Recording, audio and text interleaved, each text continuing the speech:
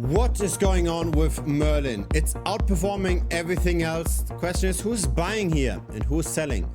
Let's have a look at the on-chain data, the data most people aren't considering. Let's try to figure out if it still makes sense to buy into Merlin, how long this rally might last. Now, the AI of CoinMarketCap doesn't give any good reasons for this price increase. A technical rebound, a network upgrade regarding the layer 2 utility, and just another narrative boost regarding Bitcoin Fi, which is a fancy word of saying technology built on top of the Bitcoin network. But really, all of those explanations are not sufficient. Have a look at the capital that's currently on the Merlin chain. The TVL peaked at over $500 million. That was in May of last year, and it crashed down all the way to 40 million. The decentralized exchange trading volume is also very close to zero now. And so clearly something else is going on. It seems like there's a speculation surrounding the tokenomics of Merlin. Because have a look at the price development over time. Merlin went down while the market cap of the project is at all-time highs. Now, how is this possible? How can the price detach that much from the market cap? The answer is circulating supply, or tokenomics. When a project has a steeply increasing supply over time, that usually means that early investors and the team and insiders, they tend to cash out. This then long-term, of course, depresses the price. If the demand cannot grow as quickly as the supply, then we tend to see underperformance. Then we see a decoupling of market cap and price development. Now that's also what caused a massive sell-off of Merlin in the early days, an underperformance of 94%. And that was within less than 1 year. This is the Merlin price relative to the others market cap, others just being a representation of the altcoin market cap. It's all the altcoins that are not in the top 10. So Merlin didn't just go down in price, it underperformed all other altcoins massively. The supply went from 230 million to more than 1 billion, so more than a 4x. But now recently the momentum has changed, right? Because now the supply doesn't grow that much anymore relative to what's already circulating. So the growth rate is slowing down. And have a look at the price development just recently. This is an 8-hour chart. We saw a massive crash. So the price fell by 48% to then subsequently rally very quickly. Now this doesn't seem to be that natural, given that there aren't any outstanding news. Now let's have a look at the on-chain metrics. Merlin has also a ported version of the token on the Binance Smart Chain, and there are 17,000 holders of that token. Now interestingly enough, all of those wallets hold only a few cents worth of the token. If you look at a minimum holding threshold of only 2,000 tokens, that's roughly $1,000 worth of the token. We are only counting 3 wallets. $10,000 is 2 wallets, $100,000 is 1 wallet.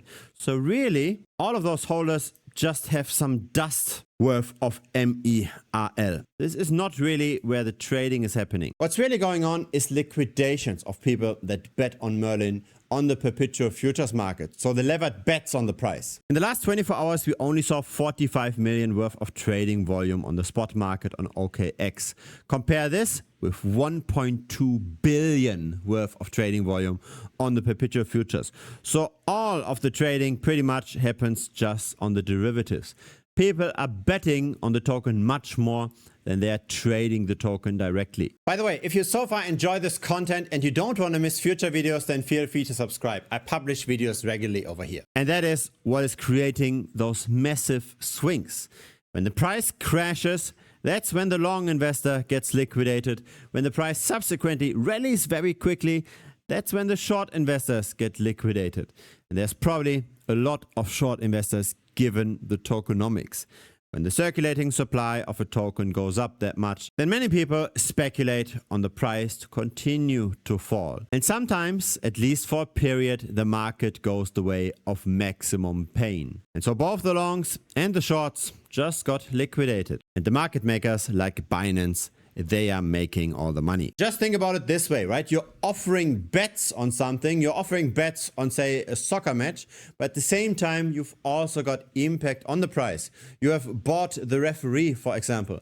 This is what's going on with Merlin. You're offering bets on the Merlin price, but at the same time you can move the price on the spot market for not that much capital. So if enough people are betting on rising prices of Merlin, as a market maker, you can just take the counter position. You can bet on falling prices and then dump the token and liquidate all of those retail investors.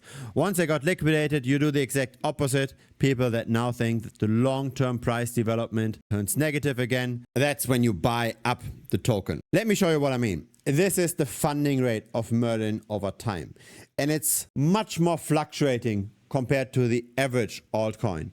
It goes heavily negative every now and then. And that's when a short squeeze appears. That's when the price quickly goes up. Merlin has never been manipulated that much. We are at a record negative funding rate. And check out the liquidations chart, right? It's always the shorts that get liquidated. So those are short squeezes. Too many people are betting on falling prices because of the tokenomics. And so the market makers buy up the price and liquidate everyone. This year is the 10th of October. And for the vast majority of assets, the longs got massively liquidated on that day because prices tend to crash very quickly and then recover again.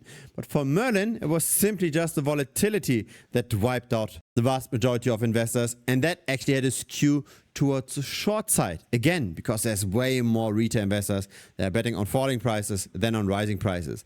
And now, yet again, we see liquidations on both sides, but it's mainly the shorts that got liquidated. But before that, it was the longs via the quick price crash. Now, in general, I'm very much a fan of betting on falling prices of altcoins that have a high token inflation. I've made quite a bit of money with that. That being said, it's not a great idea when the spot trading volume is rather low compared to the futures volume. We want to be very careful if there are hints of market manipulation. And the smaller the market cap of a project is, the more risk we face regarding manipulation. Everything at 200 million and below is at very high risk of manipulation.